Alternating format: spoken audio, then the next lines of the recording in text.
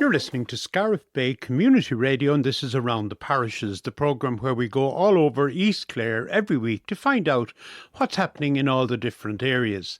Today our focus is on Ogonnelloe, and it's great to be joined on the line by our correspondent there, Michael McNamara. Michael, good afternoon to you. And good afternoon to you, Jim. How are things with you? Not so bad. I suppose things were going great until last Sunday, Michael, and they came to a sudden stop then. They were. And I suppose for their people going up to that game, and they were saying maybe, if we were beaten by 4 or 5 points, I suppose they weren't expecting something. But you never know. Look at what happened in Galway and Cork. Yes. And you hope. But their people didn't realise it was going to go as it did. And I suppose, the way it went in the end, I suppose lots of Clare people would have things to say about it, but you look at that's the way games go, yes. And you have to go with it. Well, those lads, they owe us nothing, Michael. No. They really don't. They're a great bunch of guys, yeah, they did. And really, I think they gave Limerick an awful hop. I think in the second half, Limerick didn't really know what hit them in Wales, and what surprised me in a huge way, and I'd say everybody as well, was the number of wides that Limerick had. Yes. Now, I know Clare had some wides as well, but it wasn't Limerick's style to have wides like that, but they were thrown, I'd say. Yeah. And they were thrown in a big way. Yes. Unfortunately, the Limerick were able to come back before the end and pip Clare, but that's the way it goes. That's Limerick, isn't it? It is. They're a mighty team. You have to have them. They're a great them. team, yeah. Yeah.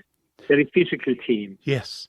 And Ogonnelloe got to the final of the league last Saturday, Division 4, and unfortunately just came up short. By a single point, yeah. Yeah. It was a game that could have gone anyway. Now, I know that they had injuries. There was 5. I believe this was injured that couldn't play. But nevertheless, they played well. And but fair play to Clooney Quinn, and they pulled it off in the end, and that's the way games go, isn't it? It is. But I suppose... But it's still good. Yeah, we looking forward to the championship, which will start in a few weeks' time, Michael. Ogonnelloe have every reason to be hopeful. Well, they have. And I suppose, something, you always have to have hope. And it's like Clare, if you haven't, you're not there. You're not in the game. No. So, that is true. So every year brings surprise one way or another. You never know. I know. Well, look, we look forward and we'll cover it here on Scariff Bay Community Radio, all of Ogonnelloe's exploits in the championship when it starts. Well, fair play to you there in Scariff. Yeah, you do great work. Listen, work. Before we came on air, you were telling me that there was some work done on the path, Michael, some work that needed to be done. Oh, there was, yeah.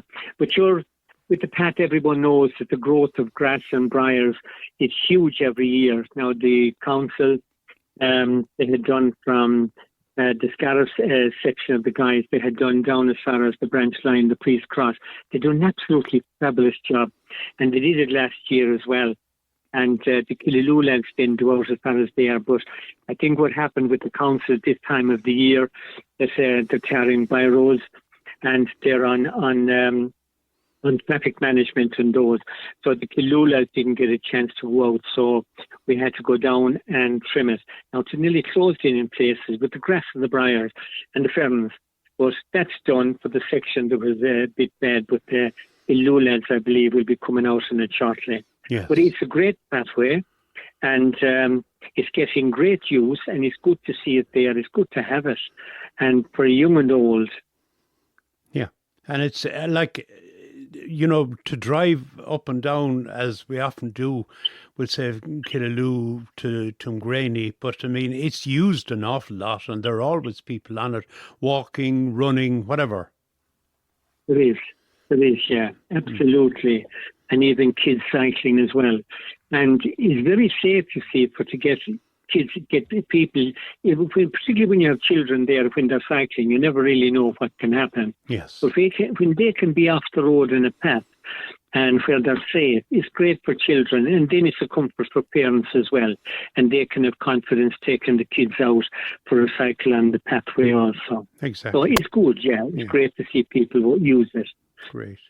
Listen, Michael, we haven't explored any of Tim Lynch's diaries for a while, but you have been looking them up. I did, yeah. I was going back about a week ago. I was there one evening and I was just browsing through them. And when you look at the lifestyle back, we'll say, in 1913 compared with the lifestyle now, what you see for the younger people now, they wouldn't have a clue because they wouldn't have known. But I would have remembered it, and let's say you would have remembered it, if they back up into the 50s. And things hadn't changed an awful lot. Yes. Not a huge amount. It was from the 60s, 70s on that things changed an awful lot. But yeah, it was they had a great way of living. Yes. And they all worked themselves. There was one little one that, and it was the things that used to happen as well, and the simple things and the things he used to do that used to go wrong. And there was it would have been in July in 13, and he was on the mountain, and he was up working with another guy. He was giving a neighbour a hand. And he said it was very funny, especially as numerous teas. And then they were joined in the evening by another group of people. And they started home then around 7:30 with 2 cars, right?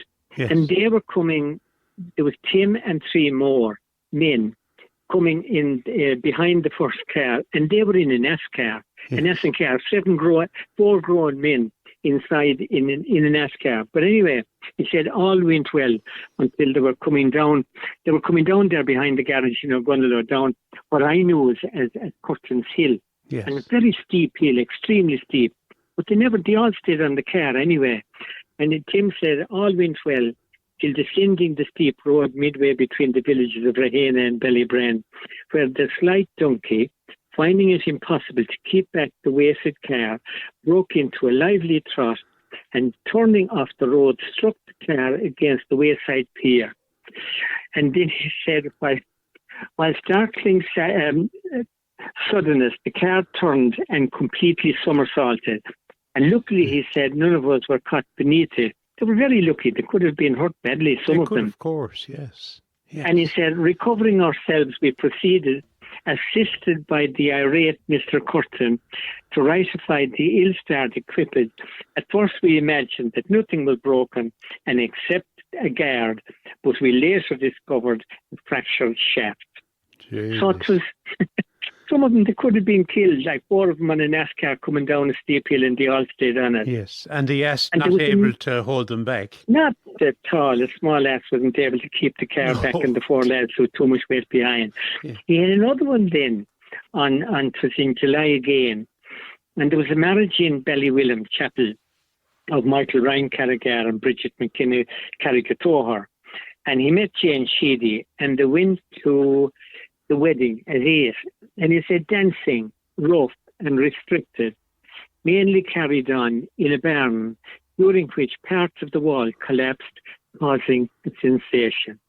Just think about it. Yes. This is where they were dancing at a wedding inside in a barn, and I suppose whether they were maybe lying up against the wall, maybe there was a crowd of them lying up against the wall, and the wall collapsed. In the barn. Yes, yes. Health and safety would have a field day these times. Absolutely. But like people just did their own thing, and that's the way it was. Yes. It was at the same time they were building the school there, which now the parish hall in Ogonnelloe. And he said the foundation stone of Hayes' new house. This was going on at the same time as the school's been built. And Hayes was the pub there now, as I knew the Douglas pub from when I was growing up. And the foundation stone of Hayes' new house was laid by masons. There were John and Alfred Scanlon. The Scanlons were from Killaloe. Yes. And he said, at night while in shop, finding rush for porter after warm day, during which someone hard up, hashed middle of St. Anthony, much to the displeasure of Miss Hayes. So he might have been short of money, and he pulled the middle out of his pocket and dropped it in, hoping that she would miss it. Genius. I suppose they were I suppose they were living by their wits as well at that time, and they'd probably try anything. They were, and you see, I remember Tim telling me that there was men working in the parish, and they'd work. You see, it was big families at that time, and you could have maybe 6, 7, and 8 in a family and a couple of men in it. And there was no employment, but they'd work for a farmer, and sometimes they'd only work for their dinner. Yes. And that's the way it was. And they might get a shilling maybe at the end of the week. So a lot of them, they really had nothing. Yes. And that's why I suppose so many of them immigrated, so many even joined the war, and they joined the war at that time just to get away. It was an adventure, and it was a way of making money. But there were tough times, and very, very tough times. Yes, yeah. Genius to know. Yeah, and you knew Tim Lynch, and I remember you telling me before, when you were a younger man, you would have known him as an older man. I did, Tim was, they were our closest neighbours. Yes. And we nearly had to live in the same yard. We worked together all our lives. I remember Tim very, very well. Yes. And I often say, we'd be home spuds, and Tim would be telling stories. If I only had a fraction of the stories that Tim used to tell me. Yes. Of course, when you're a young lad, you've no interest. You're not that interested in it. No. But no. He was just a brilliant character. Yes, but also, sorry, go ahead, Michael. No, go on. No, but really good use of language as well, because I remember, we were reading through it there, and, his descriptions and his use of English was absolutely excellent. And he just went to, he was self-taught really. He went to the national school in Ogonnelloe. Possibly he'd have stayed there maybe until he was about 15 or 16. Yes. And I know that he told me that he taught himself shorthand when he was 17. Now, he taught himself shorthand. Yes. And but he had a brilliant mind, and he had a great way with words. And wherever he could get a paper or a book, they'd read it, and of course to be read from cover to cover, the papers when they get them from Limerick. I know. But he was, there was another one that he told, and he said it was in March in 13, and he began sowing cabbage, and the same batch of men again raising stones in the mountain. Now, they were raising stones for the building of the school in Ogonnelloe. Yes. Bellybrand School in Ogonnelloe, which is now the parish hall. Yes. And Father O'Mara, he used to sort of organise it. Then O'Mara, he was quite a character now. He was so man. But he used to organise the men going up. But anyway, Tim says a different batch of men, including Corny Mac, who was my father actually, Pat McNamara and Michael Farrell raising stones. And Tim says a day comes west. Danger of working quarry results in small output of stone. This combination of misfortunes puts Father O'Mara into bad humour. Yes. And that was on the 6th. Then the 9th was Sunday. And Father O'Mara makes very disparaging remarks at sermon concerning the batch of men working on the 6th inst. Yes, they had the power at that time, Michael. They had the power. Jeez, they had the power. Yeah. And later on, I knew that he used to, because he used to tell me, he used to give out about the guys that wouldn't do it. And there was one man, he wanted him to go on a Friday. And he said he couldn't go on a Friday because he wouldn't be able to eat his dinner. Yes. Or she couldn't eat meat on a Friday in those days. No. And Tim said that O'Mara got up in the pulpit in the following Sunday, and he announced anyone that was drawing stones, that he was relieving them all of their they could eat what they wanted for on Friday before the win. Yes. So there was going to be, so he was making his own laws for them. I know. But in September, shortly, it was nearly built at that time and they were ready to move in. But on a Sunday, Father O'Mara declares the children of persons who did not assist at school will not be taught therein. Ooh. So if you didn't work, they said, well, of course they didn't work. And then in October again, on Sunday, Father O'Mara hopes that God may bless those who participated in school building, heading, that God may also look after those who did not. Yes. Yeah, but he was, yeah. They were different They times. were different times, but then they had control as well at that time. They had a huge control. Yeah. Listen, Michael, we have to leave it at that. We've run out of time. Please, God, we will go back into Tim Lynch's diaries again in the very near future. Such an interesting picture of life just, 110 years ago or so. That's correct, yeah. It is brilliant. It's great to have it, It is brilliant to have it. Okay, Michael, many thanks for joining us today, and we look forward to chatting to you again. Yeah, thank you very much. God bless.